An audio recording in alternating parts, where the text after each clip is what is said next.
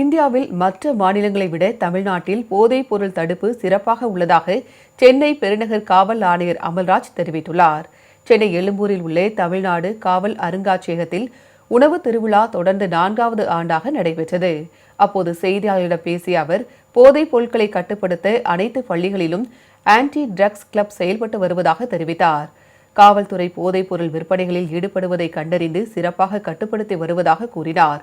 போதைப் பொருள் விற்பனையில் ஈடுபடுபவர்கள் குறித்து ட்ரக் ஃப்ரீ செயலி மூலம் வரும் புகார்கள் குறித்து உடனடி நடவடிக்கை எடுக்கப்பட்டு வருவதாக குறிப்பிட்டார். எல்லா பள்ளிகள்லேயும் கல்லூரிகள்லேயும் ஆன்டி ட்ரக் கிளப்ஸ் செயல்பாட்டு வந்திருக்கிறது.